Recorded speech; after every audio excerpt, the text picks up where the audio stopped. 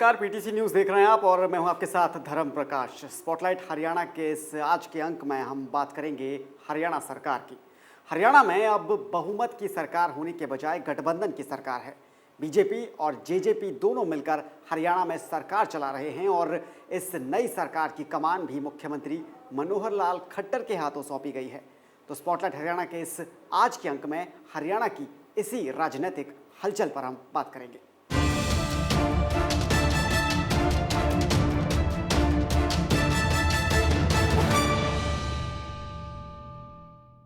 तो हरियाणा में गठबंधन की सरकार लंबे वक्त बाद बनी है। इससे पहले साल 1996 में हरियाणा में चौधरी बंसीलाल की हरियाणा विकास पार्टी और भारतीय जनता पार्टी में गठबंधन हुआ था और उसके बाद से लेकर अब तक पहली बार बीजेपी और जेजेपी की एक गठबंधन की सरकार इस बार हरियाणा में बनी है, जिसकी कमान मुख्यमंत्री खट्टर के हाथों एक बार फिर सौंपी गई है। हरियाणा की नई सरकार का इस सप्ताह गठन हो गया। भाजपा जजपा की गठबंधन सरकार के मुख्यमंत्री के तौर पर मनोहर लाल खट्टर ने पद और गोपनीयता की शपथ ली। मैं मनोहर लाल ईश्वर की शपथ लेता हूं कि मैं विधि द्वारा स्थापित भारत के संविधान के प्रति सच्ची श्रद्धा और निष्ठा रखूंगा। मैं भारत की प्रभुता और अखंडता अक्षुण्ण रखूंगा। मैं हरियाणा राज्य के मुख्यमंत्री के रूप में अपने कर्तव्यों का श्रद्धापूर्वक और शुद्ध अंतःकरण से निर्वहन करूंगा तथा भय या पक्षपात, अनुराग या द्वेष के बिना मैं सब प्रकार के लोगों के प्रति संविधान के और विधि के अनुसार न्याय करूंगा। मैं मनोहर लाल ईश्वर की शपथ लेता हूं कि जो विषय हरियाणा राज्य के मुख्यमंत्री के रूप में मेरे विचार के लिए लाया जाएगा अथवा मुझे ज्ञात होगा, उसे किसी व्यक्ति या व्यक्तियों को उस अवस्था को छोड़कर, जबकि ऐसे मुख्यमंत्री के रूप में अपने कर्तव्यों के उचित निर्वहन के लिए ऐसा करना अपेक्षित हो, अन्य अवस्था में मैं प्रत्यक्ष या परोक्ष रूप से संसूचित या प्रकट नहीं करूंगा। गठबंधन की भागीदार जजपा के नेता दुष्यंत चौटाला ने उप मुख्यमंत्री के तौर पर शपथ ग्रहण की। मैं दुष्यंत चौटाला ईश्वर की शपथ लेता हूं कि मैं विधि द्वारा स्थापित भारत के संविधान के प्रति सच्ची श्रद्धा और निष्ठा रखूंगा। मैं भारत की प्रभुता और अखंडता अक्षुण्ण रखूंगा। मैं भारत राज्य के उप मुख्यमंत्री के रूप में कर्तव्य का श्रद्धापूर्वक और शुद्ध अंतःकरण से निर्वहन करूंगा तथा भय या पक्षपात, अनुराग या द्वेष के बिना मैं सब प्रकार के लोगों के प्रति संविधान के और विधि के अनुसार न्याय करूंगा। मैं दुष्यंत चौटाला ईश्वर की शपथ लेता हूं कि जो विषय राज्य के उप मुख्यमंत्री के रूप में मेरे विचार के लिए लाया जाएगा अथवा मुझे ज्ञात होगा, उसे किसी व्यक्ति या व्यक्तियों को उस अवस्था को छोड़कर, जबकि मैं उप मुख्यमंत्री के रूप में अपने कर्तव्य के उचित निर्वहन के लिए ऐसा करूंगा, उपेक्षित हो, अन्यथा अवस्था में मैं प्रत्यक्ष या परोक्ष रूप से अनुसूचित या प्रकट नहीं करूंगा। उम्मीद थी कि कुछ मंत्री भी इस अवसर पर शपथ लेंगे, लेकिन मंत्रियों के नामों पर सहमति न बन पाने के कारण ऐसा नहीं हो पाया। राजभवन में आयोजित शपथ ग्रहण समारोह में जहां दो पड़ोसी राज्यों के मुख्यमंत्रियों और पार्टी के कार्यकारी अध्यक्ष ने शिरकत की, वहीं जजपा के नेता और दुष्यंत चौटाला के पिता अजय चौटाला जेल से फरलो पर बाहर आकर समारोह में पहुंचे। जजपा के सभी विधायक और दुष्यंत चौटाला का समस्त परिवार भी इस अवसर पर मौजूद रहा। अपनी उदार हृदयता का परिचय देते हुए श्रोमणी अकाली दल के नेता प्रकाश सिंह बादल और सुखबीर बादल भी समारोह में पहुंचे। शपथ ग्रहण के बाद मनोहर लाल खट्टर और दुष्यंत चौटाला ने बकायदा प्रकाश सिंह बादल के चरण स्पर्श कर उनसे आशीर्वाद लिया। इन चुनावों में उम्मीद से बेहतर प्रदर्शन करने वाली कांग्रेस के नेता भूपेंद्र सिंह हुड्डा भी समारोह में पहुंचे। समारोह के बाद मनोहर लाल खट्टर और दुष्यंत चौटाला ने कहा कि दोनों दल प्रदेश को एक मजबूत और स्थिर सरकार प्रदान करेंगे। गरीब आदमी की, किसान की, कमेरे वर्ग की, मजदूर की, नौजवान पीढ़ी की दिवाली खुशहाली लाई है और ये खुशहाली इसी तरह आगे बढ़े। हरियाणा प्रदेश में उनके सोच की सरकार और उनके मुद्दों पर काम हो सके, मैं ऐसी उम्मीद। वहीं प्रकाश सिंह बादल और सुखबीर बादल ने भी दोनों नेताओं को शुभकामनाएं दी और उम्मीद जाहिर की कि दोनों दल प्रदेश के कल्याण के लिए कुशल प्रशासन प्रदान करेंगे। बड़ी खुशी की गल है कि हरियाणा ਵਿੱਚ एक बहुत वधिया स्टेबल गवर्नमेंट जो लोगों की भावना सी वो जी गवर्नमेंट बन गया। बादल साहब क्या लग रहा है आपको, इन्होंने एक दूसरे के खिलाफ चुनाव लड़ा था?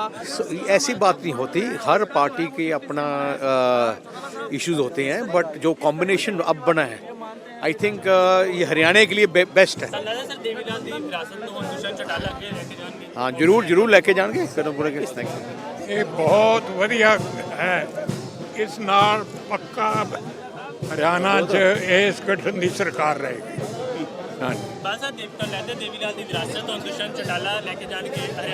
जरूर लेके जाएंगे जी। चौधरी देवीलाल जी की रूह भी आज बड़ी खुश हो गई। भूपेंद्र सिंह हुड्डा ने इस गठबंधन को जनमत के साथ धोखा बतलाया। उनका कहना था कि भाजपा और जजपा को सरकार बनाने का नैतिक अधिकार नहीं है। वोट किसी की, सपोर्ट किसी की, तो सारे हरियाणा ने देखा ही है। मेरी क्या टिप्पणी है, सारे हरियाणा की देख हुआ है। बट सर टाइमिंग पे फिर भी सवाल और निशान खड़ा। आपने भी शायद कहा था इस समय पेरोल देना, फरलो देना, आपको लगता भी ठीक? नहीं, मैंने कभी नहीं कहा। फरलो का मैंने कहीं जिक्र ही नहीं किया। मैं व्यक्तिगत टिप्पणियां करते ही नहीं कभी। फरलो लेना एक लीगल राइट है, जब नहीं। सर गठबंधन को ये आपने कैसे कहा? मैंने तो कहीं टिप्पणी नहीं करी। सर गठबंधन को लेकर तरह तरह के सवाल, अगर शिवसेना की बात करें, शिवसेना भी कहीं ना कहीं टिप्पणी करती नजर आई है, खासकर जेजेपी पे जो लाइन सामने, बीजेपी को कहीं ना कहीं उन्होंने सवाल नहीं। वो उनकी सोच है, उनकी अपनी टिप्पणियां हैं। मैं तो जो बात कही मेरी अपनी है। सर आपकी मीटिंग कब होने? जो जल्दी होगी, नेक्स्ट वीक में, इसी हफ्ते में किसी समय भी। करीब 2 दशकों के अंतराल के बाद प्रदेश में गठबंधन सरकार बनी है। प्रदेश की जनता की आशाओं पर यह सरकार कितना खरा उतरती है, ये देखना होगा।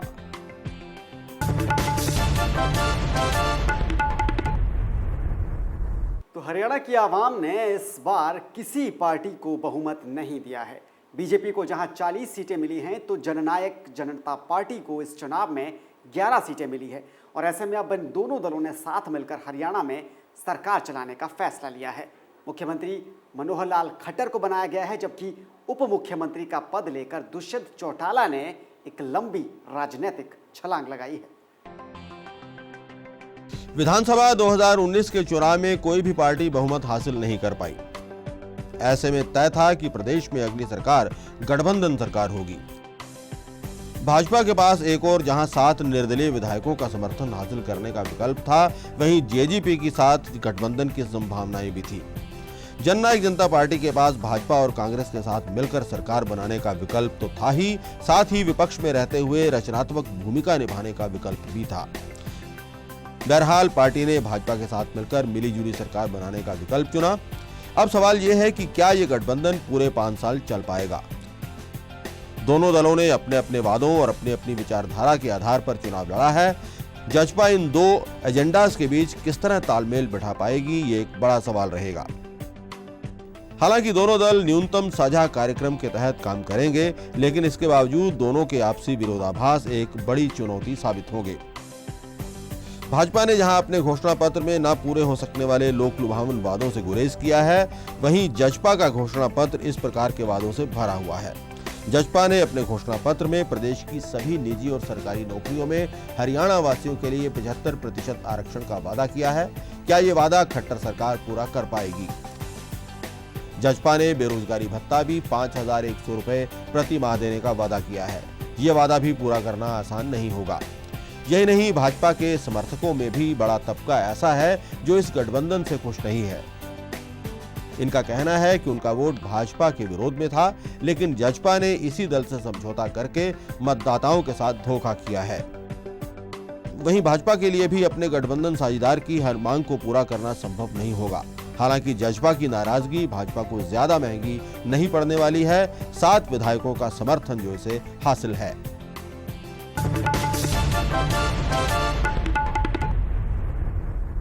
तो सरकार तो हरियाणा में बन चुकी है, उप मुख्यमंत्री का पद भी दुष्यंत चौटाला को मिल चुका है, लेकिन मंत्रिमंडल को लेकर तस्वीर अभी तक साफ नहीं हुई है। कौन सा मंत्री पद किसे मिलेगा और कौन सा नेता किस पार्टी से मंत्रिमंडल का हिस्सा बनेगा, इसको लेकर मंथन का दौर अभी तक चल ही रहा है।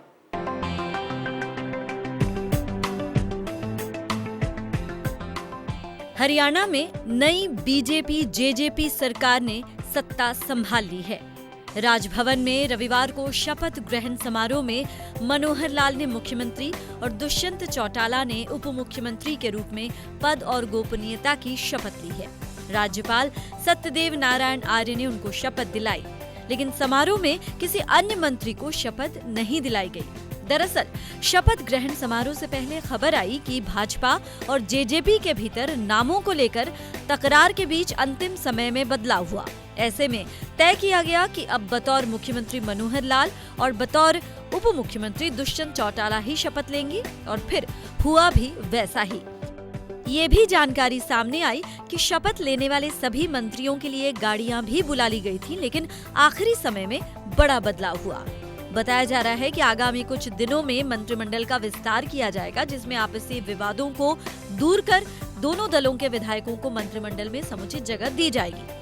शनिवार शाम से इस तरह की खबर आ रही थी कि सीएम मनोहर लाल और डिप्टी सीएम दुष्यंत चौटाला सहित कुल 9 मंत्री शपथ ले सकते हैं। मुख्यमंत्री मनोहर लाल के अलावा भाजपा से अनिल विज, डॉक्टर बनवारी लाल और सीमा त्रिखा के भी मंत्री बनने की संभावना जताई जा रही थी। इसके अलावा जेजेपी से रामकुमार गौतम और ईश्वर सिंह को मंत्री पद की शपथ दिलाने की बात भी सामने आ रही थी। इनके अलावा निर्दलीय रंजीत सिंह चौटाला, भाजपा विधायक हॉकी खिलाड़ी संदीप सिंह का नाम भी आगे चल रहा था। घनश्याम सर्राफ, डॉक्टर कमल गुप्ता, सुभाष सुधा और दीपक मंगला में से 1 या 2 की भी लॉटरी खुलने की बात सामने आने लगी थी।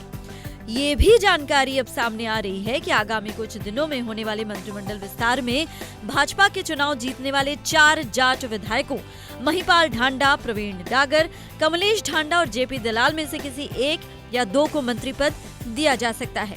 अनुसूचित जाति से विशंभर वाल्मीकि और पिछड़ा वर्ग से अभय सिंह यादव या रामकुमार कश्यप को मंत्री बनाया जा सकता है, ऐसी संभावना जताई जा रही है।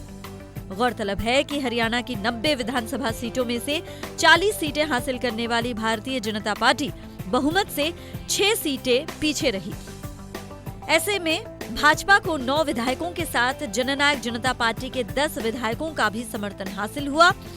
हरियाणा की 90 विधानसभा में भाजपा को 59 विधायकों का समर्थन हासिल है। कुल मिलाकर 59 का आंकड़ा सदन में बहुमत से 13 ज्यादा है। और इस तरह मनोहर की दूसरी सरकार बन गई, लेकिन अब कैबिनेट मंत्री कौन-कौन होंगे, ये कयास लगाए जा रहे हैं। Bureau report, PTC news, Haryana.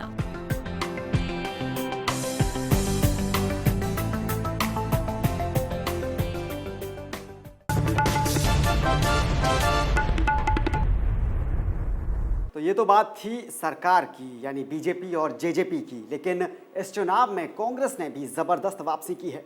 BJP ने इस चुनाव में 75 पार का नारा दिया था, लेकिन कांग्रेस की हालत चुनाव से पहले बेहद खराब थी। हालांकि नतीजों के बाद जिस तरह का प्रदर्शन कांग्रेस ने किया है वो वाकई में काबिले तारीफ है। विधायक दल के नेता को लेकर मंथन का दौर भी जारी रहा, बैठकों का दौर भी जारी रहा। बैठकों में बात बनी नहीं और आखिरकार सोनिया गांधी ने ही विधायक दल के नेता के नाम पर भूपेंद्र सिंह हुड्डा के नाम पर मोहर लगा दी।